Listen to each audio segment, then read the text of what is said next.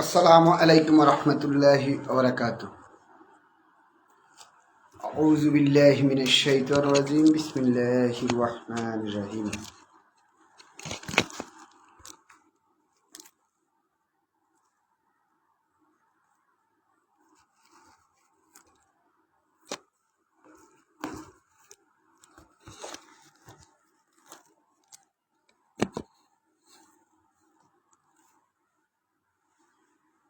Destiny গ্রুপের সকল distributor, বিনিয়োগকারী, ক্রেতা, পরিবেশক সবাইকে আমার অন্তঃস্থল থেকে আন্তরিক ধন্যবাদ। জি, আমার কথা কি শোনা যাচ্ছে? জি, আলহামদুলিল্লাহ। তো আজকে আসলে নির্ধারিত ডেস্টিনি গ্রুপ নিয়ে যে লাইভটা করার কথা, এটা আমি সাপ্তাহিক শনিবার করার কথা, কিন্তু গত শনিবারে আমাদের ডেস্টিনি 2000 পিএইচডি ফোরামের মিটিং থাকার কারণে, রাত্র 9টা থেকে মিটিং থাকার কারণে আজকে লাইভটা করার সিদ্ধান্ত নিয়েছি। তো সাধারণত আমি রাত্রে 9টা বা 10টার মধ্যে লাইভটা করি, কিন্তু আজকে ডেস্টিনি গ্রুপের নিয়ে ডেস্টিনি মাল্টিপারপাস কোঅপারেটিভ সোসাইটি লিমিটেডের মাননীয় অর্থমন্ত্রী, আমাদের ডেস্টিনি 2000 লিমিটেডের পিএইচডি আবুল হাসান ভাই এবং দৈনিক ডেস্টিনি ভারপ্রাপ্ত সম্পাদক, ওনার ডিএমসিএসএল নিয়ে একটা গুরুত্বপূর্ণ লাইভ অনুষ্ঠান আছে 9:30 থেকে। তো আমি মনে করি আমার সাইটে আবুল হাসান ভাইয়ের ডেস্টিনি 2000 লিমিটেডে যেই লাইভটা করবেন উনি 9:30 থেকে, বিনিয়োগকারীদের উদ্দেশ্যে যে বার্তা দিবেন, আমি মনে করি আমার সাইটে ওই লাইভ অনুষ্ঠানটা অত্যন্ত গুরুত্বপূর্ণ। তাই আমি আমার লাইভটা আজকে 8:30 থেকে 9:30-র মধ্যে শেষ করব এবং 9:30 থেকে দৈনিক ডেস্টিনি ভারপ্রাপ্ত সম্পাদক, ডেস্টিনি মাল্টিপারপাস কোঅপারেটিভ সোসাইটি লিমিটেডের ট্রেজারার বা অর্থমন্ত্রী এবং ডেস্টিনি 2000 লিমিটেডের পিএইচডি আবুল হাসান ভাইয়ের লাইভটা আমি সহ দেখবো ইনশাল্লাহ। ধন্যবাদ। মোহাম্মদ আব্দুল কাদের ভাই দেখতেছেন, এবি কাইয়ুম ভাই দেখতেছেন, আপনাদেরকে আন্তরিকভাবে ধন্যবাদ। আরও অনেকেই দেখতেছেন। আজকে আমি চেষ্টা করব আপনাদের বিভিন্ন প্রশ্নের উত্তর দেওয়ার জন্য,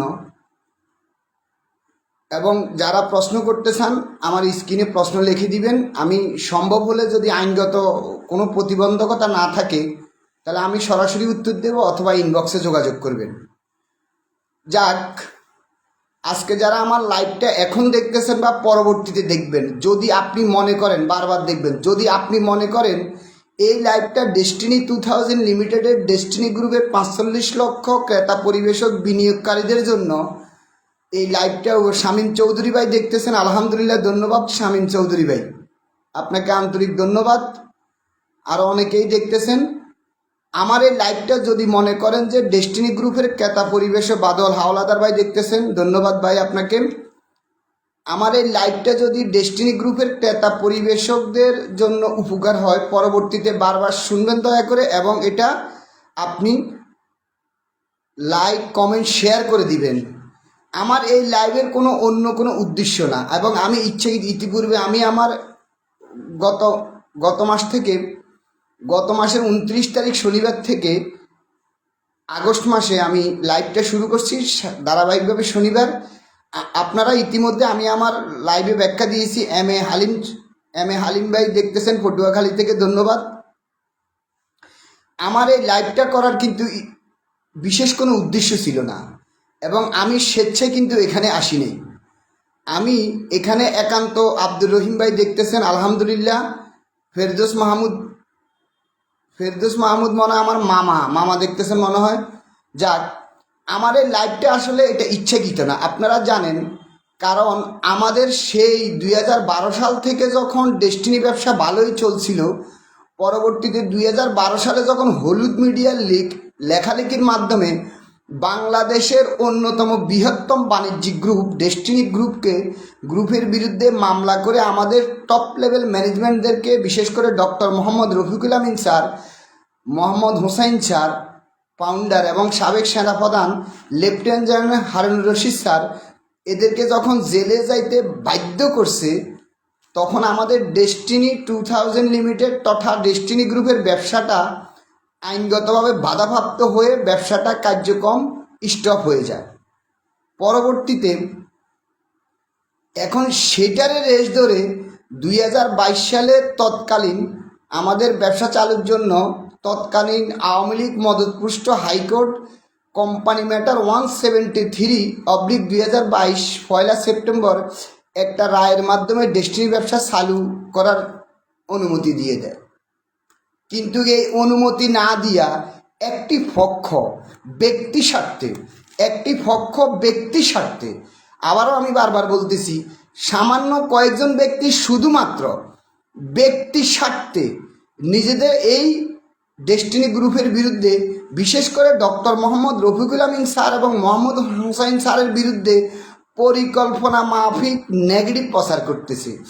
আমি শুধু আপনাদের এই গুটি কতক নেগেটিভ প্রচারকারীদের বিরুদ্ধে বলবো, ভাইয়া আপনাদের এই প্রচারে তো ডক্টর মোহাম্মদ রফিকুল আমিন স্যার এবং মোহাম্মদ হুসাইন স্যারের কোনো ক্ষতি হচ্ছে না।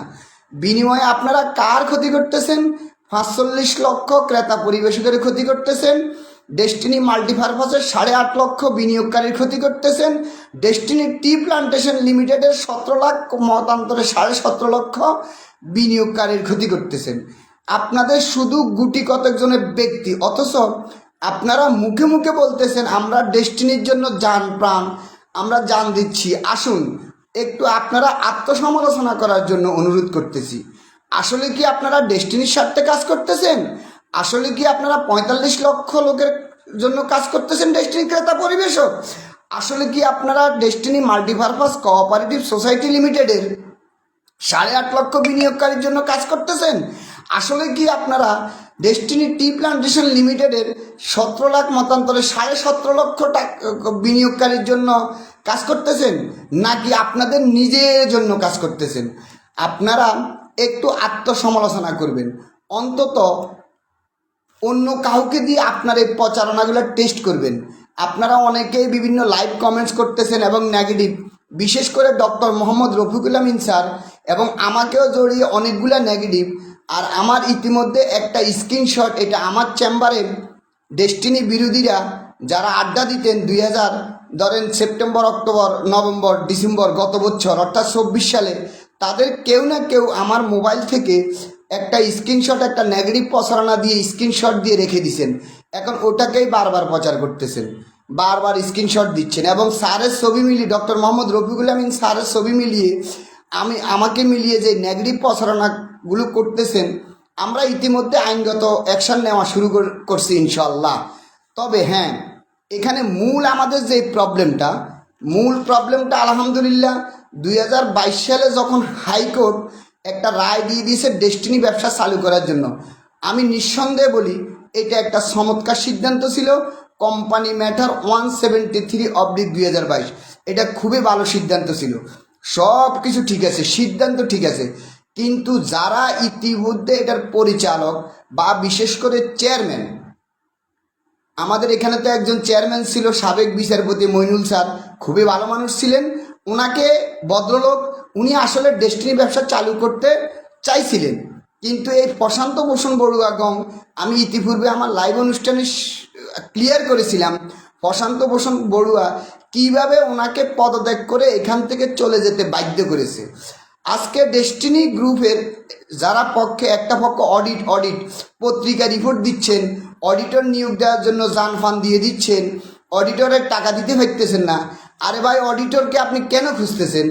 এই কোম্পানি ম্যাটার 173/2022 তো হাইকোর্ট আমাদের এই কোম্পানিতে বাংলাদেশের নামি জামি 10 জনের একজন চার্টার অ্যাকাউন্টেন্ট দিয়ে দিয়েছিলেন, ফখরুদ্দিন স্যার FCA। উনি তো নামি দামি চার্টার অ্যাকাউন্টেন্ট, আপনারা সার্চ দিয়ে দেখেন, উনি নামি দামি চার্টার অ্যাকাউন্টেন্ট। তাহলে 22 সালে যখন উনি এই বোর্ডে ছিল, উচিত তো ছিল ওনাকে দিয়া চার্টার অ্যাকাউন্টেন্ট মানে অডিট রিপোর্টগুলো শেষ করা। কিন্তু আপনারা কেন করেন নাই? কারণ আপনারা অডিটগুলো এই জন্য করেন নাই, অর্থাৎ doctor Mohammad Rafiqul Amin sir, Mohammad Hussain sir 12 সালে জেলে চলে গেছেন। 11 সালের 30শে জুন পর্যন্ত অডিট কমপ্লিট করা ছিল এবং তাহলে অডিট বাকি ছিল 11 জুলাই, অর্থাৎ 11 সালের জুলাই মাসের 1 তারিখ থেকে 12 সালের 30শে জুন পর্যন্ত। তার আগে তো সমস্যা হয়ে যায় এবং 30শে জুন 12 সালের এই অডিট শেষ করার কথা ছিল 13 সালের জানুয়ারি মাসের মধ্যে। কিন্তু তার আগেই আমাদের ডেস্টিনি গ্রুপের বিরুদ্ধে মামলা হয়ে যায়। ডক্টর মোহাম্মদ রফিকুল আমিন স্যার এবং মোহাম্মদ হোসেন স্যার জেলে চলে যায়, জেলে যেতে বাধ্য করে। আমাদের সেনাপ্রধান স্যার জেলে চলে যেতে বাধ্য করে এবং সাবেক সেনাপ্রধান হারুন সাহেব মরহুম, আল্লাহ পাক ওনাকে বেহেশত নসিব করুক, উনি ডেস্টিনিকে অনেক ভালোবাসত এবং উনি জেলে যাওয়ার পরে ওনাকে জামিন দিয়েছিল। জামিন দেওয়ার পরে কন্ডিশন ছিল উনি ডেস্টিনি বিষয়ে কোনো কথাবার্তা বলতে পারবেন না। দেখেন কি এক আজব দেশ ছিল, কি এক আজব আদালত ছিল, কি এক স্বৈরাচার হাসিনা সরকার ছিল। ওনাকে জামিন দিয়েছে যেই কোম্পানির জন্য সবচাইতে আশ্চর্যজনক, আমরা এই দুঃখের কথা কাকে বলবো, যেখানে উনি ডেস্টিনি গ্রুপের মামলার জন্য উনি জেলে গেছে। উনি একজন সাবেক সেনাপ্রধান, উনি সেক্টর কমান্ডার প্রধান ছিলেন, উনি মুক্তিযুদ্ধে ছিলেন, উনি জাতিসংঘ মিশনে ছিলেন। আমাদের সাবেক সেনাপ্রধান হারুনুর রশিদ স্যারের বায়োডাটা আপনারা গুগলে সার্চ দিয়ে দেখবেন, উইকিপিডিয়াতে, মানি এ লট অফ কোয়ালিটি। এবং ওনাকে জামিন দেওয়ার সময় ওনাকে কন্ডিশন দিয়ে দেওয়া হয়েছে ডেস্টিনি গ্রুপ নিয়ে, ডেস্টিনি ব্যবসা নিয়ে কোনো কথা বলতে পারবে না। যদি উনি ডেস্টিনি গ্রুপের নিয়ে কথা বলে কাজ করে তাহলে ওনার জামিন বাতিল হয়ে যাবে। কি এখন আশ্চর্য! অর্থাৎ আপনাকে নিজে, আপনি যে ভালো মানুষ, হারুন সাহেব যে ভালো মানুষ, এটা প্রমাণ করার জন্য তো উনি ডেস্টিনি ব্যবসা চালু করার জন্য সহযোগিতা করতে পারে, উনি ডেস্টিনি ব্যবসা চালু করতে পারে, ডেস্টিনি নিয়ে কথা বলতে পারে। তাহলে ওনাকে কি কন্ডিশনে জামিন দেওয়া হয়েছে? আপনি ডেস্টিনি নিয়ে কথা বলতে পারবেন না চার্জশিট না দেওয়া পর্যন্ত। অর্থাৎ ওনার মুখ বন্ধ করে দিছে। তাহলে উনি আর নিজেকে নির্দোষ প্রমাণ করতে পারলেন না এবং 18 সালে চার্জশিট দিছে, তারপরে ওনার ডেস্টিনি নিয়ে কথা বলার রাইট অর্জন হয়েছে। যাক, এটা নিয়ে আরেকদিন বলবো, বললে আমার মূল ফোকাস থেকে চলে যাবে। এখন আসেন, তাহলে এখানে যদি 22 সালে 173/2022 আমি চ্যালেঞ্জ করে বলতেছি, আমি মোহাম্মদ ইউনুস মিয়া আয়কর আইনজীবী এবং কোম্পানি আইন উপদেষ্টা, আমি লিমিটেড কোম্পানি মোটামুটি একটু বুঝি ইনশাল্লাহ, আলহামদুলিল্লাহ। এবং আমি এই পর্যন্ত 300+ লিমিটেড কোম্পানি বিভিন্ন মক্কেলদের গঠন করছি। এই লিমিটেড কোম্পানি নিয়ে যেটা বলবো, তখন যদি এই বোর্ড আমাদের ফখরুদ্দিন স্যার, অর্থাৎ ফখরুদ্দিন স্যারকে দিয়ে অডিটগুলো করিয়ে ফেলতো 13 সাল থেকে 22 সাল পর্যন্ত, তাতে কি হইতো? অর্থাৎ রফিকুল আমিন স্যার এবং মোহাম্মদ হোসেন স্যার যখন জেলে গেছে, তখন এই দেশটিতে যারা দায়িত্বে ছিল, যেই পদত্যাগগুলা 2013 সালের বর্তমানে একটা পদত্যাগপত্র দেখি, এই পদত্যাগপত্র অনুযায়ী এবং যারা দায়িত্বে ছিল তখন যদি অডিটগুলো ক্লিয়ার হয়ে যেত, ফেয়ার আহমেদ চৌধুরী ভাই দেখতেছেন আলহামদুলিল্লাহ অনেক বড় লিডার, এবং আব্দুর রহিম ভাই দেখতেছেন, আকমল উদ্দিন সাকি দেখতেছেন আলহামদুলিল্লাহ, তাহলে নাজিম উদ্দিন ভাই দেখতেছেন, জয়নাব আলী বিশ্বাস ভাই দেখতেছেন আলহামদুলিল্লাহ। তাহলে ওই মুহূর্তে যদি অডিটগুলা শেষ হয়ে যাইত, অডিটগুলা করে ফেলতো, তাহলে কে ধরা খাইতো? 13 সাল থেকে 22 সাল পর্যন্ত ডেস্টিনির বিভিন্ন দায়িত্বে যারা ছিল, কারণ তখন তো ডক্টর মোহাম্মদ রফিকুল আমিন স্যার জেলে, মোহাম্মদ হোসাইন স্যার জেলে, under custody of the government. তাহলে ওনাদের বিরুদ্ধে তো কোনো কিছু প্রমাণ করার সুযোগে নেই, কারণ ওনার সরকারি জিম্মায় আছে, সরকারি জেলে আছে। তাহলে কারা ফেসে যাইতো? যারা 12 সাল থেকে 22 সাল পর্যন্ত বিভিন্ন দায়িত্ব পালন করছে এবং বিভিন্ন প্রোডাক্টগুলো বিক্রি করে ফেলছে, আমাদের বিভিন্ন সম্পদ থেকে পুলিশের সাথে কন্ট্যাক্ট করে ভাড়া উঠেছে, নিজেদের পকেটে ঢুকেছে, ডেস্টিনি বিনিয়োগকারীদের স্বার্থ না দেখে নিজেদের স্বার্থ দেখেছে, নিজেদের পকেট বাড়ি করছে। যারা জামিনের কথা বলে রফিকুল আমিন স্যাররে 12 সালের নভেম্বরে জেল থেকে মুক্তি না করে উল্টা জামিনের টাকাটা খেয়ে ফেলছে, এবং এই যারা জামিনে মূলত এরাই ধরা খাইতো। আমাদের বোর্ড মেম্বার কামরুল হাসান তুহিন ভাই দেখতেছেন আলহামদুলিল্লাহ, এবি কাইয়ুম ভাই দেখতেছেন আলহামদুলিল্লাহ। এবং তাহলে কি হইতো? 2013 সাল থেকে 22 সাল পর্যন্ত যারা বিভিন্ন দায় দায়িত্বে জড়িত ছিল তারা কি করতো? অডিটে ধরা খাইত। তাহলে কি করা হয়েছে? ফখরুদ্দিন স্যারকে দিয়া ওই অডিটগুলা না করিয়ে ওনার বিরুদ্ধে বিভিন্ন প্রচারণা করে ওনাকে এই কোম্পানি থেকে পদত্যাগ করে চলে যেতে বাধ্য করেছে। এবং পরপর 3 জনকে, একজন বিচারপতি, একজন চার্টার অ্যাকাউন্ট্যান্ট, একজন ব্যারিস্টার, এই 3 জনকে এখান থেকে বিদায় করে মিস্টার প্রশান্ত ভূষণ বড়ুয়া, আওয়ামী লীগের নিষিদ্ধ ঘোষিত ছাত্রলীগের সহসভাপতি, উনি দায়িত্বটা নিল। উনি দায়িত্ব নিল কি মাসে? মে মাস 2024। আমি শুধু আপনাকে বলি, এখানে বাংলাদেশে যেমন সরকারি বন্ধ এক হলো গভর্নমেন্ট একটা বন্ধ নিয়ন্ত্রণ করে, আরেকটা স্বায়ত্তশাসিত প্রতিষ্ঠান হলো Bangladesh supreme court high court division, অর্থাৎ বাংলাদেশ সুপ্রিম কোর্ট তার নিজস্ব বন্ধ রুলস ফলো করে। তেমনি কোম্পানি আইন 1994-এর একটা আইন হলো কোম্পানি আইন 1994, কোম্পানি আইন 1994 অনুযায়ী লিমিটেড কোম্পানিগুলো যাবতীয় পরিচালনা করবে। পাশাপাশি আপনাদের সদয় অবগতির জন্য বলতেছি, এই কোম্পানি আইনে যারা বোর্ড অফ ডিরেক্টর থাকবে তাদের মেজরিটি অর্থাৎ 1/2 মেজরিটি যে সিদ্ধান্ত নিবে, এটাই হলো লিমিটেড কোম্পানির আইন। যদি ওটা সরকার বিরোধী না হয়, রাষ্ট্রবিরোধী না হয়, তাহলে joint stock RJSC register of joint stock সেটা মেনে নিবে। অর্থাৎ লিমিটেড কোম্পানির যে আইনটা, অর্থাৎ বোর্ড অফ মেম্বার, ডাইরেক্টর, পরিচালক যারা, এরা মেজরিটি বসে, অর্থাৎ টোটাল বোর্ড অফ মেম্বারকে 3 দিয়া বাদ দিয়া 2 দিয়া ফুরুন দিলে যে সংখ্যাটা হয়, অর্থাৎ 2/3 3-এর 2 অংশ যেই সিদ্ধান্ত নিবে, এটাই হইল আইন। তদ্রূপ ডেস্টিনি 2000 লিমিটেডের 19 সদস্য বোর্ড ছিল। আমাদের ডেস্টিনি মালিক পক্ষে শেয়ার হোল্ডার ডিরেক্টর 13 জন এবং গভর্নমেন্ট থেকে দিয়ে দিছে 6 জন, তাহলে 19 জন। 3 জন পদত্যাগ করে চলে গেছে, আর আছে 3 জন, তাহলে টোটাল আমাদের বোর্ড মেম্বার আছে এই মুহূর্তে 16 জন। আপনারা কেউ ক্যালকুলেটর থাকলে 16কে 3 দিয়া বাদ দেন, 2 দিয়া ফুরুন দেন, 10.66 অর্থাৎ 10.5 প্লাস অর্থাৎ 11 জন। অর্থাৎ এই ডেস্টিনি বোর্ডের 11 জন ঐক্যমত হয়ে যে সিদ্ধান্ত নিবে, এটাই হবে আইন। অর্থাৎ ডেস্টিনি বোর্ডের 11 জন বসে যে সিদ্ধান্ত নিবে, এটাই হবে আইন।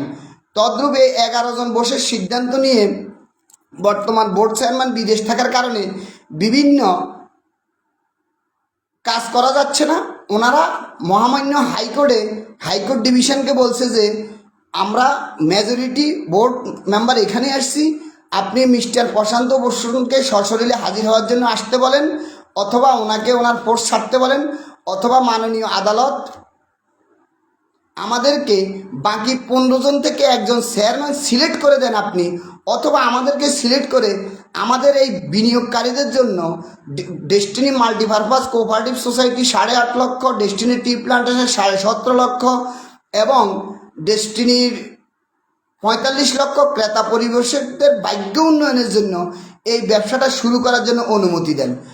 দেখা যাক হাইকোর্ট বর্তমানে বন্ধ, অক্টোবর মাসের 19 তারিখ থেকে খোলা হবে। হাইকোর্ট কি সিদ্ধান্ত দেয়, আমরা এটা আদালতের উপরে ছেড়ে দিই। কিন্তু বর্তমানে আপনারা অনেক কিছু দেখতেছেন, এটা নিয়ে কনফিউজ হওয়ার কোনো কারণ নাই।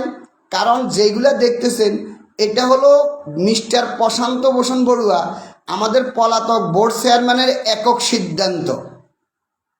উনি যে নিয়োগগুলো দিয়েছেন, উনি হয়তো একজনকে নিয়োগ দিয়েছেন, উনি আরও একাধিক মেম্বারকে নিয়োগ দিয়েছেন, এটা সম্পূর্ণ মিস্টার প্রশান্ত ভূষণের একক সিদ্ধান্ত। আপনাদের সবাই অবগতির জন্য বলতেছি, আমি যদি ভুল করে না থাকি, সম্ভবত যে সিইও নিয়োগ দিয়েছে ওইটা প্রশান্ত ভূষণ বড়ুয়া সাহেব একক ক্ষমতা বলে। হ্যাঁ, উনি যতক্ষণ পর্যন্ত এই বোর্ডের চেয়ারম্যান আছেন, উনি সেটা নিয়োগ দেওয়ার আইনগত অধিকার রাখেন। কিন্তু কোম্পানি আইনের 101 ধারা অনুযায়ী, কোম্পানি আইন 1994 অনুযায়ী উনি যেহেতু বাংলাদেশের বাইরে অবস্থান করেছেন, এবং আমি যদি ভুল করে না থাকি এবং আপনারা সবাই আমার সাথে একমত হবেন, উনি জুলাইতে যখন পালিয়ে গেছিল, উনি বুঝতে পারছে এবং ওনার বিশ্বাস ছিল শেখ হাসিনা কোনোভাবে খেলা ঘুরিয়ে ফেলার পরে উনি আবার বাংলাদেশে ফেরত আসবে। সুতরাং ওই মুহূর্তে ওনার মাথায় এটা আসে নাই আমি প্রপার নিয়মে যাই। কিন্তু পরবর্তীতে প্রেক্ষাপট চেঞ্জ হয়ে গেছে, 5 আগস্ট হাসিনা পালিয়ে গেছে এবং প্রশান্ত ভূষণ বড়ুয়া আর আসার সম্ভাবনা আপাতত নাই। এবং যতক্ষণ পর্যন্ত আওয়ামী লীগ সরকার, বিশেষ করে শেখ হাসিনা আবার ক্ষমতায় না আসবে, ততক্ষণ পর্যন্ত আমি মনে করি ব্যক্তিগতভাবে মিস্টার প্রশান্ত ভূষণ বড়ুয়া বাংলাদেশে আসার আর কোনো সুযোগ নেই। কারণ উনি আওয়ামী লীগের স্থায়ী কমিটি কী ছিল সেটা আপনারা সবাই জানেন। ওইটা বলে আমি আজকে সময় অপচয় করতে চাই না। কারণ আমাদের পরবর্তী 9:30 থেকে যে লাইভটা হবে, আমাদের পিএইচডি আবুল হাসান ভাই এবং ডেস্টিনি মাল্টিপারপাস কোঅপারেটিভ সোসাইটি লিমিটেডের ট্রেজারার অর্থমন্ত্রী এবং ডেস্টিনি 2000 লিমিটেডের পিএইচডি প্লাস দৈনিক ডেস্টিনি ভারপ্রাপ্ত সম্পাদক, আমি মনে করি আমার লাইভের চাইতে ওনার লাইভটা বেশি গুরুত্বপূর্ণ, ওনার দেওয়া তথ্যগুলো বেশি গুরুত্বপূর্ণ। তাই আমি সহ 9:30 থেকে ওই লাইভটা শুনবো। আপনাদের সবাইকে আবুল হাসান ভাইয়ের লাইভটা শোনার আহ্বান করতেছি। আসুন এখন আপনারা এই মুহূর্তে একমত হবেন, ইতিমধ্যে ডক্টর মোহাম্মদ রফিকুল আমিন স্যার এবং Mohammad Hossain sir destiny 2000 limited PhD forum গঠন করে দিয়েছেন। প্রথমে এটা 27 সদস্য কমিটি, পরবর্তীতে স্যার এটাকে বৃদ্ধি করে 171 সদস্য বিশিষ্ট কমিটি করা হয়েছে। আমাদের গত শনিবারে এইটা নিয়ে একটা বিশাল পিএইচডি মিটিং হয়েছে, যেখানে সর্বোচ্চ আমাদের জানা মতে 949 জন পিএইচডি উপস্থিত ছিল। কারণ গত শনিবারে অনুষ্ঠানে আমাদের ডক্টর মোহাম্মদ রফিকুল আমিন স্যার আমাদেরকে একটা ডাটা দিয়েছেন যে ডেস্টিনি 2000 লিমিটেডের 3288টা পিএইচডি সেন্টার। আমি আবারও বলতেছি, ডক্টর মোহাম্মদ রফিকুল আমিন স্যার আমাদেরকে যে ডাটা দিয়েছেন যে ডেস্টিনি 2000 লিমিটেডের 45 লক্ষ ডিস্ট্রিবিউটরদের মধ্যে 3288 সিআইডি হলো পিএইচডি।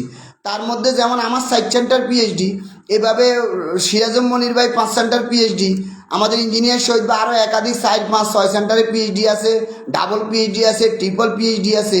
তাহলে এখন আমি 4 সেন্টারে পিএইচডি, তাহলে আমাকে তো 4বার হিসাব করা হয়েছে, অর্থাৎ 3288-র মধ্যে আমি 4বার। কিন্তু ব্যক্তি হিসাবে 2200 থেকে 2300, এই 2200 থেকে 2300-র মধ্যে পিএইচডিদের মধ্যে ডক্টর মোহাম্মদ রফিকুল আমিন স্যার এবং মোহাম্মদ হোসেন সাহেব একটা ডেস্টিনি 2000 পিএইচডি ফোরাম গঠন করে দিয়েছেন। এটার সেন্ট্রাল কমিটি হবে 171 সদস্য বিশিষ্ট এবং পূর্ণাঙ্গ কমিটিটা, এখানে অনেকের মোবাইল জটিলতা বিভিন্ন কারণে, অর্থাৎ আমরা পিএইচডি ফোরামটা এমনভাবে সাজাচ্ছি এখানে, কারণ আমাদের নেগেটিভ গ্রুপগুলো তো কোনো কিছু না পাইলে উল্টাপাল্টা, অর্থাৎ একজনও যাতে নন পিএইচডি ঢুকতে না পারেন, এই জন্য যাচাই বাছাই চলতেছে। আমার দৃঢ় বিশ্বাস আমাদের বর্তমান ডেস্টিনি 2000 পিএইচডি ফোরামের সম্মানিত সভাপতি জুলফিকার শাহিদ জিতু ভাই এবং দক্ষ সেক্রেটারি নাসরিন আজাদ ম্যাডাম, আরও অন্যান্য যারা আছেন, আমি মনে করি যে 27 সদস্য বিশিষ্ট অ্যাডহক কমিটি গঠন করছেন। এখানে আইটি বিভাগের 3 জন আছে, সেক্রেটারি প্যানেলের 3 জন আছে, অফিস সেক্রেটারি প্যানেলের 3 জন আছে, আইনজীবী প্যানেলের 3 জন আছে এবং একজন আইনজীবী হলো বাংলাদেশ সুপ্রিম কোর্টের হাইকোর্ট ডিভিশনের আইনজীবী এবং সরকারি উকিল, বর্তমানে এপিপি সোহেল রানা ভাই, স্পেশাল কোর্ট 6 নম্বরের উকিল, উনি আছে আমাদের এই পিএইচডি ফোরামের আইন উপদেষ্টা হিসাবে। উপ আইন উপদেষ্টা আছে অ্যাডভোকেট মিলন সাহেব জজ কোর্টে। এরপরে সহ উপ হিসাবে আমি আছি মোহাম্মদ ইউনুস মিয়া, আয়কর আইনজীবী এবং কোম্পানির উপদেষ্টা। অর্থাৎ এখানে এমনভাবে সাজানো হয়েছে, এখানে আইটি স্পেশালিস্ট লোক আছে, অফিস স্পেশালিস্ট লোক আছে এবং মিডিয়া ব্যক্তিত্ব আছে আমাদের গিয়াসুদ্দিন সবুজ ভাই। আরও এমন সুন্দর করে 27 সদস্য 27 কোয়ালিটি থেকে 27 জনকে সিলেক্ট করা হয়েছে। আমি মনে করি এরা যেই কোনো এক একজন স্বাবলম্বী লোক। আলহামদুলিল্লাহ, এই 27-এর সাথে আরও 171, টোটাল আমাদের সেন্ট্রাল পিএইচডি কমিটিটা হবে 171 সদস্য বিশিষ্ট। আমি বাংলাদেশের এই 2200 থেকে 2300 সকল ডেস্টিনির পিএইচডিদেরকে উদাত্ত আহ্বান জানাবো, আপনার সাথে অবশ্যই যোগাযোগ করা হবে এবং আপনিও উইলিংলি এটার সাথে যোগাযোগ করেন। পরবর্তীতে সম্ভবত আমাদের ডক্টর মোহাম্মদ রফিকুল আমিন স্যার প্রতিটা বিভাগে একটা পিএইচডি ফোরাম গঠন করা হবে এবং সম্ভবত আমরা চেষ্টা করব হয়তো জেলা ওয়াইজও করার জন্য, অর্থাৎ এই 45 লক্ষ লোককে ঐক্যবদ্ধ করাই আমাদের মূল লক্ষ্য। আপনারা ইতিমধ্যে ব্যবসা চালু যেটা দেখতেছেন, এগুলো হলো মিথ্যা প্রচারণা, এটা হলো অভিনয়। এখন যারা ব্যবসা চালুর অভিনয় করতেছে এনারা মূলত আসলে অর্থাৎ নিজেদের স্বার্থে কাজ করতেছে। একটু অভিনয় করে যেতে হবে তো অসুবিধা নেই। তাহলে যদি ব্যবসায় চালু হবে, তাহলে দেখেন আমাদের ডক্টর মোহাম্মদ রফিকুল আমিন স্যার গত 5 জানুয়ারি, এই বছরের 5 জানুয়ারি বর্ষপূর্তি অনুষ্ঠানে পরিষ্কার করে বলা হয়েছিল রাত্রে থেকে স্টেটমেন্ট চালু হবে, অর্থাৎ 6 জানুয়ারি থেকে আমরা ডেস্টিনির কমিশন দিয়ে ইনকাম করতে পারবো। আমি হাসিনা পালিয়ে যাওয়ার পরে 5 আগস্টে পালিয়ে যাওয়ার পরে 11 আগস্ট থেকে মার্চ মাস এ পর্যন্ত একটানা কন্টিনিউ আলিফ সেন্টারে বোর্ডের সাথে ছিলাম, কাজ করেছি, আমি দেখছি। একবার আমাদেরকে ডিক্লেয়ার দেওয়া হয়েছিল, অর্থাৎ আমরা 16 ডিসেম্বর 2024 সালের 16 ডিসেম্বর বিজয় দিবসের কেনাকাটা ডেস্টিনি কমিশন দিয়ে করতে পারবো, কিন্তু হয় নাই বললে ভুল হবে, আসলে করে নাই। আমি তখন অ্যাজ এ কোম্পানি আইনজীবী হিসাবে আমি চ্যালেঞ্জ করছিলাম মাত্র 90 দিন, অর্থাৎ এই বোর্ডের মেম্বাররা যদি মাত্র একটানা 90 দিন কাজ করে তাহলে এই ব্যবসাটা চালু করা সম্ভব। তাহলে সেপ্টেম্বর, অক্টোবর, নভেম্বর 2024 সালের এই 3 মাসে যথেষ্ট ছিল। আজকে ডক্টর মোহাম্মদ রফিকুল আমিন স্যারের বিরুদ্ধে অযথা, ডক্টর মোহাম্মদ হুসাইন স্যারের বিরুদ্ধে অযথা আপনারা প্রচার করতেছেন, এবং আমাদের শক্তিশালী, আমাদের বিরোধীরা এত বেশি শক্তিশালী, আমাদের হোসাইন সাহেব যাতে অ্যাক্টিভ না হইতে পারে, উনি যাতে অ্যাক্টিভ না হইতে পারে, ওনাকে নতুন নতুন মামলা দিয়া অরেঞ্জ করাইয়া ওনাকে এখানে আসতে বাধা দিচ্ছে। এটা কারা করতেছে? বর্তমানে যারা ডেস্টিনির জন্য জান পান নামে অভিনয় করতেছে অভিনেতাগণ, এরাই মামলা দিয়ে মোহাম্মদ হোসাইন স্যারকে আত্মগোপনে থাকতে বাধ্য করতেছে। দেখেন আজকে কার কাছে আমরা দুঃখ করব? এই মোহাম্মদ হোসাইন স্যার, এই মোহাম্মদ হোসাইন স্যার ক্যানাডিয়ান লাইফস্টাইলকে জলাঞ্জলি দিয়ে আজকে আপনারা বদদোয়ায় মরে যাবেন। বাইরে নেগেটিভের একটা ব্যাপার আছে, তো বদদোয়ায় মরে যাবেন। 45 লক্ষ লোকের অভিশাপ, এই 45 লক্ষ পরিবারের অভিশাপ আপনাদের উপর লাগবে। আজকে হোসেন সাহেব যিনি কানাডার নাগরিক ছিলেন, কি লাইফস্টাইল, আমেরিকার কানাডার নাগরিক, কেউ যদি একবার ওই সমস্ত দেশে যায় আর কি ফেরত আসে? অবশ্যই আসে না। কিন্তু সেই লাইফস্টাইলকে দেবেন গরিব দেশ বাংলাদেশ, ডক্টর মোহাম্মদ রফিকুল আমিন স্যারের সাথে 90-এর দশকে বাংলাদেশে মোহাম্মদ হোসাইন স্যার চলে আসছেন। কি অপরাধ ছিল ওনার? কোনো অপরাধ ছিল না। একমাত্র অপরাধ বাংলাদেশকে বেকার মুক্ত করতে চাচ্ছেন এমএলএমের মাধ্যমে। এবং 2010 সালে হোসেন স্যার, রফিকুল আমিন স্যার বলছে সরকার চাইলে আমরা পদ্মা সেতুতে বিনিয়োগ করব। সেই হোসেন স্যার আমাদের সবার মধ্যমণি, এবং উনি 2012 সালে ওনাকে কোনো টার্গেট ছিল না। ডক্টর মোহাম্মদ রফিকুল আমিন স্যার যখন আত্মসমর্পণের সিদ্ধান্ত নিল, তখন হোসেন স্যার নিজে নিজে আত্মসমর্পণের সিদ্ধান্ত নিয়ে রফিকুল আমিন স্যারের সাথে জেলে চলে গেল। একটানা 12 বছর 3 মাস 5 দিন জেলে থেকে আবার একত্রে বাইরে আসলো। আজকে আমাদের মোহাম্মদ হুসাইন স্যার, রফিকুল আমিন, আজকে আমাদের মোহাম্মদ হুসাইন স্যার অফিস করতে পারতেছেন না, আসতে পারতেছে না। কেন আপনারা জানেন?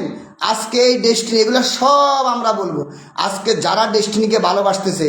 কারণ আজকে যদি হোসেন স্যার আসে আলিস সেন্টারে উঠে, বিভিন্ন জায়গায় উঠে, হোসেন স্যারের সামনে তো কিছু বলা যাবে না। কারণ ইতিমধ্যে গত 7-8 দিনে আমরা একটা পদত্যাগপত্র ফেসবুকে দেখতেছি, স্বেচ্ছায় পদত্যাগ। হ্যাঁ, এটা সঠিক ছিল।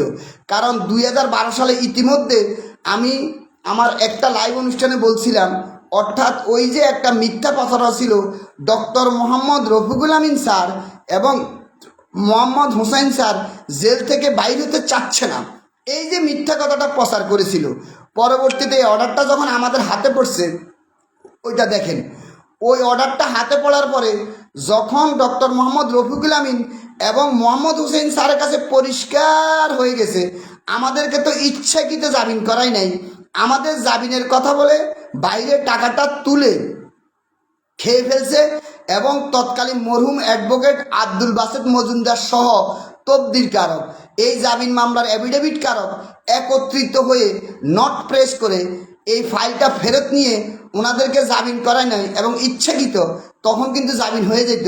ওনাদেরকে যখন আটকিয়ে দেওয়া হয়েছে এবং হোসেন সাহেবের কাছে যখন এই কথাটা পরিষ্কার হয়ে গেছে যে আমরা যাদেরকে ডেস্টিনিকে দায়িত্ব দিয়ে আসলাম, যাকে দায়িত্ব দিয়ে আসলাম, সে তো ব্যবসা চালানোর কথা, সেটা না করে সে কি করলো, বিভিন্ন লোক থেকে আমাদের জামিনের কথা বলে টাকাটা তুললো, এবং ওই টাকাটা তুলে কি করলো, আমাদেরকে জামিন করাইলো না, আমাদেরকে খেয়ে ফেললো এবং আমাদেরকে আটকাই দিল, আওয়ামী লীগের সাথে জোট করে আটকাই দিল।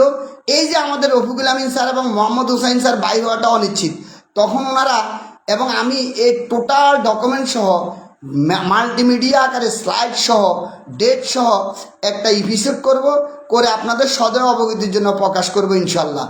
এবং কিভাবে ডেটগুলো মিলাবো, অর্থাৎ যখনই ডক্টর মোহাম্মদ রফিকুল আমিন স্যার এবং মোহাম্মদ হোসাইন স্যারের কাছে পরিষ্কার ধারণা যে আমাদেরকে আমাদের লোকজনে আটকাই দিছে, ইচ্ছাকৃত জামিন করায় নাই, আমাদের জেলটা নিশ্চিত করছে, তখন ওনারা ডেকে বলছে বাবারে আর তুমি আর ব্যবসাটা চালার দরকার নাই, তুমি পদত্যাগ করো।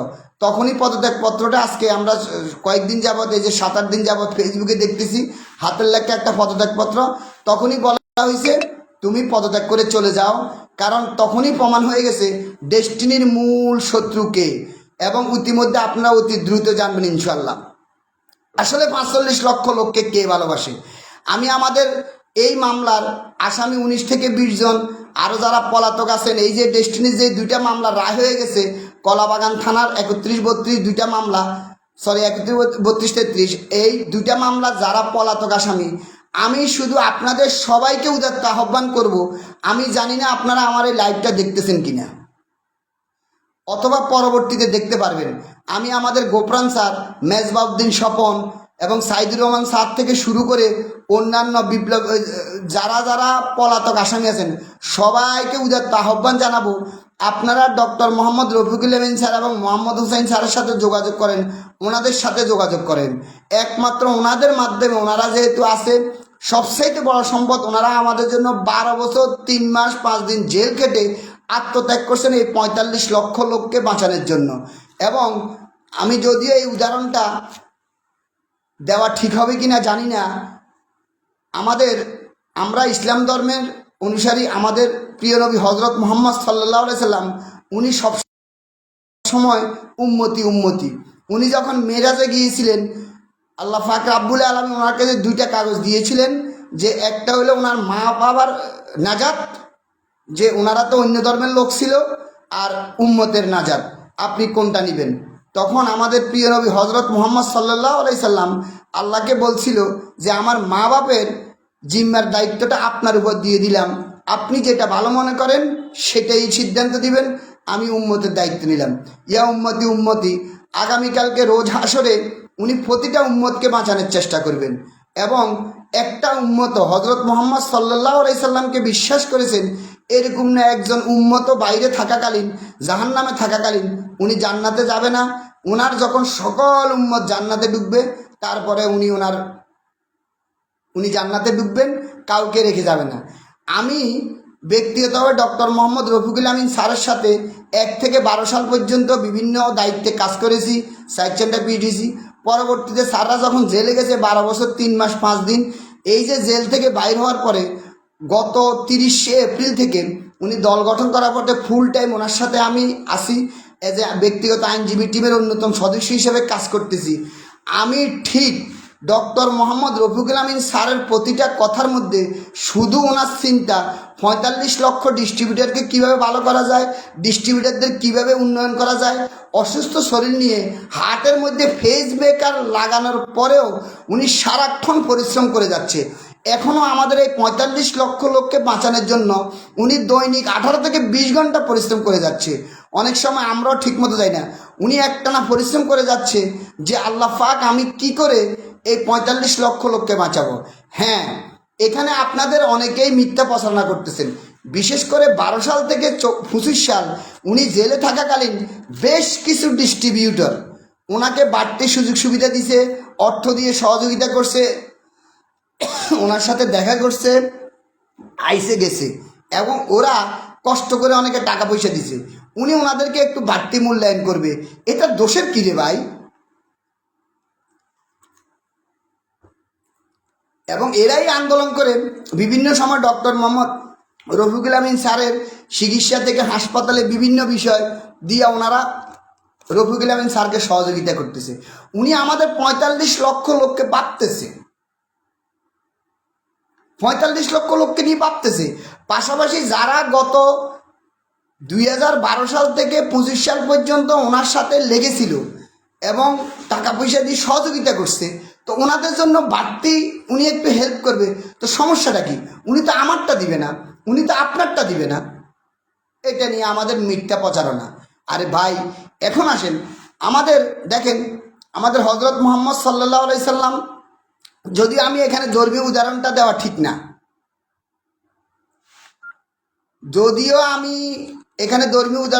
ঠিক না, তারপরেও বলতেছি, এই যে হজরত আবু বকর সিদ্দিক শব্দের অর্থ বিশ্বাসী, অর্থাৎ আমাদের প্রিয় নবী হজরত মুহাম্মদ সাল্লাল্লাহু আলাইহি সাল্লাম যখন মেরাজে গেছেন, মেরাজের সপ্তাহে বিভিন্ন দোজক বেশে সব কিছু দেখে পরের দিন মসজিদে নববীতে বসে উনি যখন বলতেছে, আবু জেহেল সহ বেশ কিছু কাফের এদের সামনে যখন বলতেছে যে আমি এভাবে মেরাজে গেছি, বেশ সব দেখে আসছি, তখন আবু বকর রাদিয়াল্লাহু, আবু জেহেল হজরত মুহাম্মদ সাল্লাল্লাহু আলাইহি সাল্লামকে বেইজ্জতি করার জন্য বলতেছে, আমি যদি আরও বেশ কিছু লোকজনকে ডেকে নিয়ে আসি, আপনি কি ওদের সামনে একই কথা বলতে পারবেন? উনি বলছে ডাকো। অর্থাৎ আবু জেহেল প্ল্যান করছিল, নাউজুবিল্লাহ মিন জালিক, আবু জেহেল প্ল্যান করছিল বেশি লোকের সামনে যদি হজরত মোহাম্মদ সাল্লাল্লাহু আলাইহি সাল্লাম মেরাজের ঘটনাটা বলে কেউই বিশ্বাস করবে না এবং উনি বেজ্জিতি হবে। আসলে উনি পরোক্ষভাবে নেগেটিভ মার্কেটিং করতেছে, অর্থাৎ যেটা পজিটিভ হয়ে যাচ্ছে ইসলামের জন্য। অনেকেরই ডেকে আনলো। তার পরবর্তীতে এখানে যখন সুযোগ পেল না, দ্রুত আবু জেহেল কি আবু বক্করের কাছে গেল, যাই বললো আব্দুল্লাহ ছেলে মোহাম্মদ কি বলতেছে শুনো। কয় কি? অর্থাৎ উনি মূলত আবু জেহেল গেছিল হজরত আবু বকর রাদিয়াল্লাহুকে নেগেটিভ করার জন্য। কি নেগেটিভ? যে এভাবে মেরাজের ঘটনা বর্ণনা করতেছে। এবার আবু বকর ওনাকে উল্টা প্রশ্ন করছে যে এই যে কথাগুলো আপনি বললেন এগুলা কি আপনি কে বলছে? হজরত মোহাম্মদ সাল্লাল্লাহু আলাইহি ওয়াসাল্লাম নিজে বলছে। উনি তো অবশ্যই মোহাম্মদ নিজে বলছে, উনি তার হজরত মোহাম্মদ সাল্লাল্লাহু আলাইহি ওয়াসাল্লাম বলে না, নিজে বলছে। যে তাহলে আপনি কি নিজ কানে শুনছেন? আপনি কি নিজ কানে শুনছেন? আবু জেহেল বলল হ্যাঁ আমি নিজ কানে শুনেছি। উনি জিজ্ঞাসা করলো মোহাম্মদ যে এই কথাগুলো বলছে আপনি কি নিজ কানে শুনেছেন? বলল যে হ্যাঁ আমি নিজ কানে শুনেছি। কয় তাহলে ঘটনা ঠিক আছে, বিশ্বাসী। অর্থাৎ আবু বকর শুনেই বিশ্বাস করছে। পরবর্তীতে আমাদের প্রিয় নবী হজরত মোহাম্মদ সাল্লাল্লাহু আলাইহি সাল্লামের কাছে যখন এই সংবাদটা গেল তখনই উনি ওনার সিদ্দিকী উপাধি দিল, সিদ্দিক অর্থাৎ বিশ্বাসী, অর্থাৎ শুনেই বিশ্বাস করে ফেলছে। এখন আসেন, আমি ওই উদাহরণটা এখানে টানতে রাজি না, সব কিছু দেখে শুনে বিশ্বাসী। আজকে দেখেন গুটি কতক লোক, আমি আজকে লাইভ অনুষ্ঠানের মধ্যে চ্যালেঞ্জ করব, গুটি কতক লোক যারা বর্তমানে ডক্টর মোহাম্মদ রফিকুল আমিনের বিরুদ্ধে এআই ভিডিও বানাচ্ছে। ওই যে আমি দেখছি আমজনতা পিএইচডি এবং সিটিং, মানে কিভাবে আমরা অবশ্যই আইনগত অ্যাকশান শুরু করছি ইতিমধ্যে। যারা আস্তে আস্তে টের পাবেন আবার আস্তে আস্তে খবর পাবেন, আমরা সর্বোচ্চ আইনগত পদক্ষেপ নেওয়ার ব্যবস্থা আছি। আমরা ইতিমধ্যে হালকা পাতলা করে শুরু করছি ইনশাল্লাহ। আর সবার আগে প্রশান্ত ভূষণ বড়ুয়া সবচাইতে মাথা, যিনি আওয়ামী লীগ অর্থাৎ আমাদের এই ডেস্টিনির দুরবস্থার জন্য আমি দৃঢ়ভাবে বিশ্বাস করি। আমি ব্যক্তিগতভাবে মোহাম্মদ ইউনুস মিয়া আয়কর আইনজীবী ও কোম্পানি আইন উপদেষ্টা হিসেবে আমি ব্যক্তিগতভাবে বিশ্বাস করি আমাদের এই ৪৫ লক্ষ লোকের দুর্দশার জন্য সাবেক সরকার, স্বৈরাচার সরকার আওয়ামী লীগ দায়ী, হাসিনা দায়ী, হাসিনার সঙ্গভঙ্গ দায়ী। এবং বর্তমানে সবার ভাগ্য পরিবর্তন হয়ে গেছে। ৫ই আগস্টের পরে গত ১-১.৫ বছরে বাংলাদেশের সবার ভাগ্য পরিবর্তন হলো, ডেস্টিনি গ্রুপের ভাগ্য পরিবর্তন হয় নাই। এখনও বাংলাদেশের প্রধান প্রেসিডেন্ট আওয়ামী লীগ রয়ে গেছে, আর ডেস্টিনি গ্রুপের প্রধান রয়ে গেছে আওয়ামী লীগ এবং হাসিনার প্রিয় পাত্র। আর সব সেকশন থেকে আওয়ামী লীগ হাসিনার প্রিয় পাত্র সরে গেছে। আজকে আশ্চর্য লাগে এই কথাটা জানার পরেও প্রশান্ত ভূষণ বসুয়া লন্ডনে, আর ওখানে ওনাকে সেভ করার জন্য আমি তো দৃঢ় বিশ্বাস আজকে এদের লজ্জা থাকা উচিত। আজকে যারা প্রশান্তকে বাঁচানোর জন্য চেষ্টা করতেছে এদের লজ্জা থাকা উচিত। এরা আইনজীবী নিয়ে হাইকোর্টে দাঁড়ায় কাকে বাঁচানোর জন্য? প্রশান্তকে বাঁচানোর জন্য, আওয়ামী লীগকে বাঁচানোর জন্য। এরা যে আওয়ামী লীগের দোসর, এরা যে ডেস্টিনি গ্রুপের ভালো চায় না, এরা যে ৪৫ লক্ষ লোকের ভালো চায় না, এটাই তো তার প্রমাণ। এখানে নতুন করে আর প্রমাণ দেওয়ার কি আছে? এরা আইনজীবী টিম নিয়ে হাইকোর্টে গিয়ে কাকে বাঁচানোর চেষ্টা করতেছে? ব্যারিস্টার প্রশান্ত ভূষণ, যে হইল নিষিদ্ধ ঘোষিত ছাত্রলীগের সহসভাপতি এবং পরীক্ষিত আওয়ামী লীগ। এবং তাকে দেখেন আমাদের এই বোর্ডের মধ্যে ইন্ডিপেন্ডেন্ট ৬ জন দিছে, আর ৫ জনের কোনো মাথা ব্যথা নাই। ৩ জন পদত্যাগ করে চলে গেছে আওয়ামী লীগের আমলে, কিন্তু প্রশান্ত আওয়ামী লীগও নাই। এরপরে তার বিরুদ্ধে আন্দোলন হচ্ছে, তার বিরুদ্ধে ফেসবুকে প্রচারণা চলতেছে। এরপরেও সে লন্ডনে বসে পোস্ট ধরে রাখার চেষ্টা করতেছে। আবার তারে এজেন্ট প্রতিনিধি আওয়ামী লীগের দোষ বাংলাদেশে বসে আইনজীবী টিম নিয়ে হাইকোর্টে দাঁড়িয়ে তাকে বাঁচানোর চেষ্টা করছে। কি দুঃখজনক, কি লজ্জাজনক। এখানে তো প্রশান্তর পক্ষে আইনজীবী থাকার কথা না, হাইকোর্টে দাঁড়ানোর কথা না, যে আওয়ামী লীগের দোষর, অথচ ভাগা আইনজীবী নিয়ে তাকে বাঁচানোর চেষ্টা করতেছে। আবার এখানে মরহুম আমাদের ডায়মন্ড জহির ভাই তার সাক্ষ্য জালিয়াতির কথা বলতেছে। আরে ভাই, তার তো স্বাক্ষর লাগে না। সাক্ষ্য জালিয়াতি করলে তো ২২ সালে করছে, যখন এই বোর্ডও গঠন করছে। তাহলে জহির ভাই স্বাক্ষর যদি জাল প্রমাণিত হয় তাহলে পুরো বোর্ডে তো জাল প্রমাণিত হয়ে যায়। ওই যে এই নিয়ে একটা কৌতুক বলি, অর্থাৎ এক ছেলেরে বিয়ে করাইতে হইতেছে না, এখন অনেক জায়গার পরে মুক্তারে বলে দিছে আপনি এই মেয়ের বাড়িতে যাইয়া সব কিছু একটু ডাবল ডাবল বলবেন, যা আছে তার ডাবল ডাবল বলবেন। তো টাকা পয়সা ডাবল, সব কিছু ডাবল।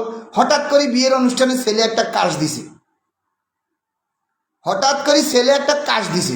এখন মেয়ে পক্ষ জিজ্ঞাসা করছে কি ব্যাপার, ছেলে অসুস্থ নাকি, ছেলে যক্ষা টাক্কা নাকি? মুক্তার এটা বলছে যক্ষা মানে ছেলের তো অনেক দিন থেকে যক্ষা, তার বাপের যক্ষা, তার সদ্য গোষ্ঠীর যক্ষা। কিন্তু এটা যে বাড়িয়ে বলতে গেলে বিয়ে ভেঙে যাবে এটা তো জানে না। এখন আইনজীবী দাঁড়াইতে গিয়া যাই বলতে বলতে কি বলছে, হাইকোর্টের সিগনেচার জাল করা হয়েছে একজন শেয়ার হোল্ডার ডায়মন্ড, আমার আপলাইন ডায়মন্ড মরহুম জহিরুল ইসলাম। আরে ভাই যদি জাল করা থাকে সেটা 22 সালে, তো এই সাক্ষ্য যদি জাল প্রমাণিত হয় তাহলে 173 2022 পুরো ভোটটাই তো জাল হয়ে যায়, পুরো ভোটটাই তো ভেঙে যায়। অর্থাৎ নেগেটিভ করতে করতে কোথায় নেগেটিভ বলবে এটাও জানে। এরা আবার আইন প্র্যাকটিস করে। আচ্ছা ব্যাপার না, এটা আসলে মানুষের অধঃপতন যখন আসে, যদি মানুষের অভিশাপ ডেঞ্জারাস। দেখেন ভাই, আমি শুধু ডেস্টিনি 45 লক্ষ লোকের উদ্দেশ্য বলবো, এখানে অনেক ভালো মানুষ আছে, খারাপ মানুষ আছে, ইনভেস্টর আছে, কষ্ট করতেছে। এদের এই রুয়ের অভিশাপ কোথাও যাবে না। আজকে দেখেন আমাদের এত সুন্দর একটা রায় থাকার পর আমরা ব্যবসাটা করতে পারতেছি না, একমাত্র এই বোর্ডের চেয়ারম্যান প্রশান্ত ভূষণ বড়ুয়া আওয়ামী লীগ যাওয়ার পরে। অথচ তাকে বাঁচায় এখন সে এখনও চেষ্টা করতেছে, সে বাংলাদেশে কোম্পানি আইন পাল্টাই ফেলবে। অর্থাৎ এখন প্রশান্ত যদি এখানে টিকে যায়, বাংলাদেশ সরকারকে আবার নতুন করে আইন করতে হবে। তো এটা এই মুহূর্তে সম্ভব না, সংসদ অধিবেশন ডাকতে হবে, নতুন করে আইন করতে হবে, অথবা সরকারি স্পেশাল প্রজ্ঞাপন জারি করতে হবে প্রশান্তকে বাঁচাইতে গেলে। যাক, আমরা এই মুহূর্তে অন্য কাউকে এই মুহূর্তে আইনগত অ্যাকশানে যাব না। আমি শুধু আপনাদেরকে আবার উদাত্ত আহ্বান করব, বাইরে ডক্টর মোহাম্মদ রফিকুল আমিন স্যারের বিরুদ্ধে নেগেটিভ প্রচারগুলো করবেন না, এআই ভিডিওগুলো বানাবেন না। এবং ওনার হিসেবে আমারও একটা স্ক্রিনশট বারবার দিয়েছেন তাসমিন জাহান মিম, এই সমস্ত আইডির তো জন্ম পরিচয় নাই, অনেকগুলো আইডিতে দেখবেন ছবিও নেই। এবং আমার পোস্টগুলো যারা দেয় দেখবেন যে আইডিগুলো ছবিও নেই, কিছু নেই। যাক, আমরা পুলিশের সহযোগিতা নিয়ে, আইন শৃঙ্খলা রক্ষাকারী বাহিনীর সহযোগিতা নিয়ে, সাইবার টিমের সহযোগিতা নিয়ে, বাংলাদেশ সরকারের আইন শৃঙ্খলা রক্ষা বাহিনীর সহযোগিতা নিয়ে এই সমস্ত ফেসবুক আইডি কোন মোবাইল থেকে চালায়, তার আইবি নাম্বার বা কোন কম্পিউটার থেকে চালায়, কোন ইন্টারনেট লাইন থেকে চালায়, এটা আইন শৃঙ্খলা রক্ষাকারী বাহিনীর পক্ষে বাহির করা সম্ভব। এবং আমরা সেই দিকে আপাতত অ্যাকশানে যাব। তবে আমরা এখনও এদের কাউকে শত্রু মনে করতেছি না, কারণ আমাদের মূল ক্ষতি করে যাচ্ছে ব্যারিস্টার প্রশান্ত ভূষণ বড়ুয়া। আগে মহামান্য হাইকোর্ট তার কী সিদ্ধান্ত দেয় আমরা সেটা আগে দেখি ইনশাল্লাহ। মহামান্য হাইকোর্টের সিদ্ধান্তের পরে যদি ইনশাল্লাহ, এবং আমি দৃঢ় বিশ্বাস মনে করি 45 লক্ষ লোকের ফরিয়াদে এবং এই বোর্ড মেম্বার মেজরিটির সিদ্ধান্তে হাইকোর্ট আমাদের সাথে একমত হবে এবং প্রশান্তকে বাদ দিয়ে বাকি 15 জন বোর্ড মেম্বার থেকে একজনকে চেয়ারম্যান বানিয়ে দেওয়ার অনুমতি হয়তো হাইকোর্ট দিবে, আলহামদুলিল্লাহ। এবং সবচেয়ে মজার বিষয় দেখেন, শুধু প্রশান্ত ভূষণ বড়ুয়া কেরম খারাপ, এখনও ইন্ডিপেন্ডেন্ট 6 জন ডাইরেক্টরের মধ্যে 3 জন কিন্তু রয়ে গেছে, প্রশান্ত, ইকবাল জামান এবং মুশফিক আনাম সাহেব 2 জন বাংলাদেশে কিন্তু অবস্থান, ওরা বাংলাদেশে আছে, অথচ ওই 2 জনের সাথে কোনো কোপারেশন নাই। প্রশান্ত ভূষণ বড়ুয়া সাহেব, আজকে সবচাইতে দুঃখজনক বিষয়, আপনারা যারা ডক্টর মোহাম্মদ রফিকুল আমিন স্যারের সাথে বসে কথা বলতে পারেন, হোসেন স্যারের সাথে বসে কথা বলতে পারেন, অথচ এই প্রশান্তকে বাঁচানোর চেষ্টা করতেছেন। আমি আফসোস, আপনারা আপনাদের জিদটাকে একটু নমনীয় করেন, নিজেদের ব্যক্তি স্বার্থটা বাদ দেন রে ভাই। আমার দৃঢ় বিশ্বাস এই প্রশান্ত ভূষণ বড়ুয়ার সাথে আপনারা ফোনে কথা বলার কোনো সৌভাগ্য অর্জন হয় না। সশরীর তো নাই, ফোনে 2-4 জন সর্বোচ্চ কথা বলে, আর বাকিদের তো উনি ফোন ধরেই না। আর ওনাকে দিয়ে আপনি 45 লক্ষ লোককে বাঁচাবেন? হায় আফসোস, উনি পত্রিকা বিজ্ঞপ্তি দেয়, উনি ডেস্টিনির MD, CEO, chief executive officer খুঁজে বাইর করবে। উনি একটা বক্তব্যে বলছে প্রশাসনিক 9টা 5টা অফিস করবে, 9টা 5টা অফিস করে 45 লক্ষ ডিস্ট্রিবিউটারদের ভালো করবেন? সম্ভব না। এই ব্যবসাটা শুরু হয়েছে ডক্টর মোহাম্মদ রাবেয়া বেগম রুনা, আপনি দেখতেছেন, আপনাকে ধন্যবাদ। ডক্টর মোহাম্মদ, এই ব্যবসাটা শুরু হয়েছে ডক্টর মোহাম্মদ রফিকুল আমিন এবং মোহাম্মদ হোসেন স্যারের চেহারা দেখে 2000 সালে 2001 সালে কী ছিল, একমাত্র ওনাদের চেহারা দেখে আজকে ওনাদের চেহারাটাই হলো কাগজ। এই ডক্টর মোহাম্মদ রফিকুল আমিন স্যার, মোহাম্মদ হোসেন স্যারের 2012 সালে মামলা করে এই দেশের 1 সাল থেকে সবাই বলছে মাল্টি লেভেল মার্কেটিং বুয়া, MLM বুয়া, পিরামিড স্কিম। আজকে ডেস্টিনি 2000 লিমিটেড থেকে প্রজ্ঞা মাসে মাল্টি লেভেল মার্কেটিং আইন নিয়ে অহংকার করতেছেন। দ্বারা এই মাল্টি লেভেল মার্কেটিংয়ের আইন কার কারণে হয়েছে? ডক্টর মোহাম্মদ রফিকুল আমিনের কারণে এই আইন পাশ হয়েছে। 2012 সালে যখন ডেস্টিনির বিরুদ্ধে মামলা করে দিল, ডক্টর মোহাম্মদ রফিকুল আমিন স্যার মোহাম্মদ হোসেন স্যারকে জেলে নিয়ে গেল, ডেস্টিনি সহ অন্যান্য মিলাই সরকার দেখলো যে এই মাল্টি লেভেল মার্কেটিং সেক্টরের সাথে 3-4 কোটি লোক জড়িত এবং ডেস্টিনি 45 লক্ষ পরিবার, 5 জন করে হিসাব করেন, সেখানে 2-2.5 কোটি। অন্যান্য কোম্পানি মিলাই কি করলো, দেখলো যে মাল্টি লেভেল মার্কেটিং বিষয়টাকে যদি আমরা বৈধতা না দিই তাহলে একটা জনবিস্ফোরণ ঘটবে, আমরা সরকার এটা ট্যাকেল দিতে পারবো না। তখন 2013 সালে 46 নম্বর আইন মাল্টি লেভেল মার্কেটিং ও নিয়ন্ত্রণ আইন 2013 46 নং আইন করে দেয়। আজকে MLM যে দোহাই দিচ্ছেন কার কারণে হয়েছে? ডক্টর মোহাম্মদ রফিকুল আমিন। কৃতজ্ঞ থাকা উচিত আপনাদের সবার। কি ধরনের বেঈমান, কি ধরনের নিমক হারাম, মীর জাফর একটা সীমা থাকা উচিত। তো ডক্টর মোহাম্মদ রফিকুল আমিন যাদেরকে জেলে বন্দি করে যাদের উসিলা মাল্টি লেভেল মার্কেটিং নিয়ন্ত্রণ আইন করে দিল, আজকে আপনারা অবশ্যই, অথচ কি আপনি একজন ব্যক্তি যদি ডক্টর মোহাম্মদ রফিকুল আমিন কাজ সরি বলেন, কি সমস্যা ভাই? 45 লক্ষ লোকের আপনাদেরকে বেইজ্জতি করার জন্য, পুরো বিষয়টা পরিষ্কার বুঝার জন্য। মহিউদ্দিন বাবর ভাই চট্টগ্রাম থেকে দেখতেছেন, আপনাকে ধন্যবাদ। মোজাম্মেল হক ভাই দেখতেছেন, আপনাকে ধন্যবাদ। সালমা খাতুন দেখতেছেন, আপনাকে ধন্যবাদ। আমি শুধু যে ডক্টর মোহাম্মদ রফিকুল আমিন এবং মোহাম্মদ হোসেন স্যারের বদৌলতে বাংলাদেশে মাল্টি লেভেল মার্কেটিং নিয়ন্ত্রণ আইন হইল 2013 সালে, যাকে উদ্দেশ্য করে আইন করলো, এতেই সমানে ডক্টর মোহাম্মদ রফিকুল আমিন মোহাম্মদ হোসেন স্যার আইন তৈরি করে আজকে ওনাদেরকে সে আইন দেখাচ্ছে। আজকে MDCO খুঁজতেছে প্রফেশনাল MDCO দি প্রশান্ত ভূষণ বড়ুয়া সাহেব ডেস্টিনি চালাবেন, ক্লোজিং দিবেন কারে দিয়া, চেহারা দিবেন কারে দিয়া? ডক্টর মোহাম্মদ রফিকুল আমিন দেখেন, আজকে দেখেন আপনাদের কাছে কি শক্তিশালী অস্ত্র আছে। প্রশান্ত সাহেব 173 2022 কোম্পানি ম্যাটার 22, 23, 24, 25 কিছুই করতে হইতেছেন না। আর ডক্টর মোহাম্মদ রফিকুল আমিন থেকে আসেন, শিখেন, ট্রেনিং করেন। এখনও ট্রেনিং করেন নাই তো? 2025 সালে 15 জানুয়ারি doctor Mohammad Rafiqul Amin sir jail থেকে বাইরেছেন এবং বাংলাদেশের সর্ববৃহৎ সমবায় সমিতির destiny multipurpose cooperative society limited April মাসে একটা কমিটি গঠন করার মাধ্যমে উনি CEO দায়িত্ব নিয়েছেন। আসেন, কি সুন্দর বায়োডাটা। 45 লক্ষ ডিস্ট্রিবিউটারের মধ্যে 8.5 লক্ষ বিনিয়োগকারীর একটা গতি হয়ে গেছে ইনশাল্লাহ। সবাই এখন খুশি। কোঅপারেটিভ সহ 24টা প্রতিষ্ঠান চালু ইনশাল্লাহ, আলহামদুলিল্লাহ। আজকে দেখেন আপনারা ডেস্টিনি 2000 লিমিটেড এবং টি প্লান্টেশনটা দখল করে রেখে দিয়েছেন। আমাদের টি প্লান্টের 17.5 লক্ষ লোকের কোনো সিদ্ধান্ত নাই। আজকে বাংলাদেশের সব জায়গা থেকে আওয়ামী লীগ সরে গেছে, শুধু ডেস্টিনি 2000 লিমিটেড এবং এই যে বোর্ড, এখানে আওয়ামী লীগের প্রধান রয়ে গেছে, ছাত্রলীগের প্রধান রয়ে গেছে। আজকে টি প্লান্টেশনে কোনো সিদ্ধান্ত নাই। আমি 2001 সাল থেকে 2005 সাল পর্যন্ত ডেস্টিনিতে চট্টগ্রামে কাজ করছি।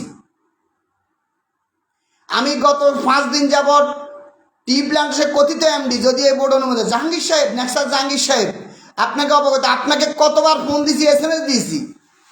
আপনি নাকি ডেস্টিনির টি প্লান্টেশনের MD, আপনি তো বিনিয়োগকারীদের কল পর্যন্ত দেখতেছেন না। তা আপনি বিনিয়োগকারীদের কি করবেন? আপনার গাছ টাছ কিনে হয়তো ইতিমধ্যে পকেটস্থ করে ফেলছেন।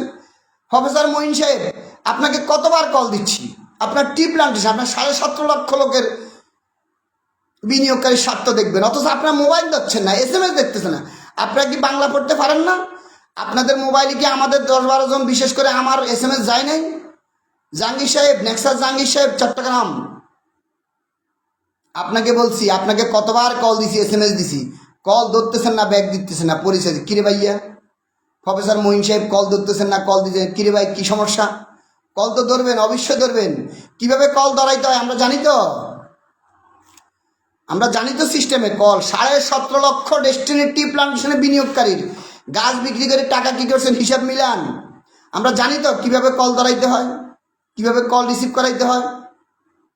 ইনশাল্লাহ সব কিছু হবে। আমি শুধু বলবো এখনও সময় আছে, ডক্টর মোহাম্মদ রফিকুল আমিন স্যারের সাথে একমত হন এবং হোসেন সাহেবের আর ক্ষতি করেন না। আপনাদেরকে এই বিরুদ্ধে পক্ষকে বলবো, হোসেন সাহেব কেন অফিসে আসতে পারতেছেন, একদম সুস্থ লোক, আত্মগোপনে। আপনারা যাতে উনি অ্যাক্টিভ হইতে না পারে, অর্থাৎ রফিকুল আমিন স্যার যাতে দুর্বল থাকে, হোসেন সাহেব যাতে অ্যাক্টিভ হতে না পারে, ওনাকে মামলা দিয়ে এই বোর্ড সাইজ করে রাখছে। তাহলে আজকে দেখেন, অথচ একসময় বলছিল হোসেন সাহেব নাকি এই বোর্ড করতে সহযোগিতা করছে। তাহলে হোসেন সাহেব আফসোস করে প্রথম জানুয়ারি ফেব্রুয়ারি কতবার হোসেন সাহেব আলিট সেন্টারে আসছে, আজকে কেন আসতে পারতেছে না? খুবই দুঃখজনক।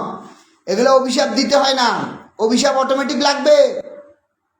আর ক্ষতি করেন না, অন্তত নিজেরা একটু আত্মসমালোচনা করেন।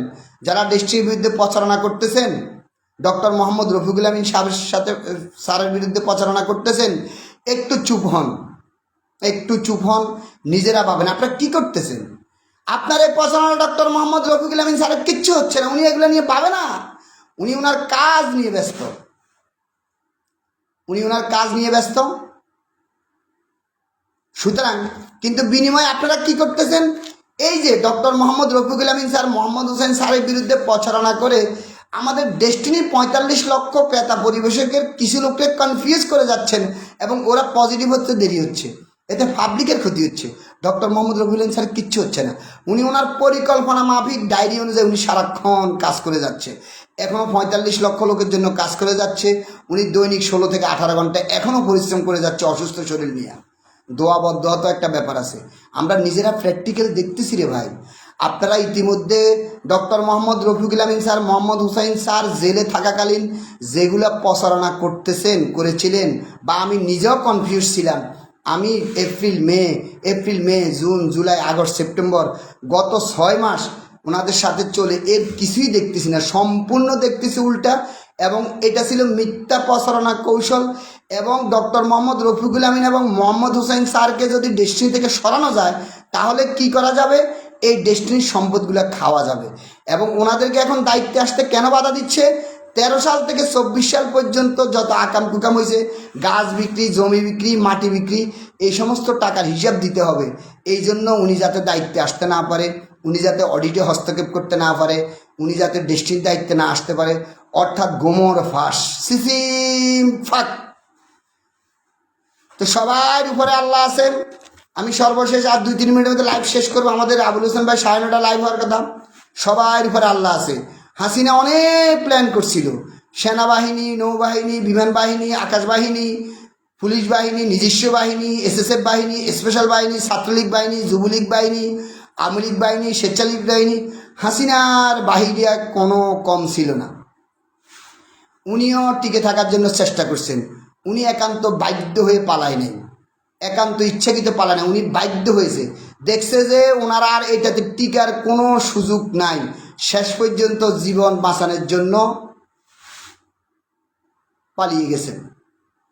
প্রশান্ত বসু, আমি শুধু 45 লক্ষ লোকের যে গুটিগত অল্প কয়েকজন অনলাইন অ্যাক্টিভিটিসতে আপনাদেরকে বলবো, ভাইয়া প্রশান্ত বসুন বড়ুয়া সাহেব জীবন নিয়ে পালিয়ে গেছে, ওনাকে আর পাচ্ছেন না।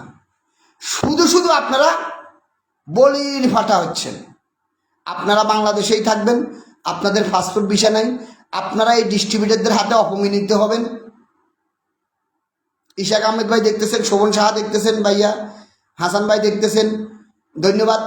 আপনারা অপমানিত হবেন। দয়া করে প্রশান্ত বাঁচিয়ে গেছে, প্রশান্ত সাহেব বেঁচে গেছে।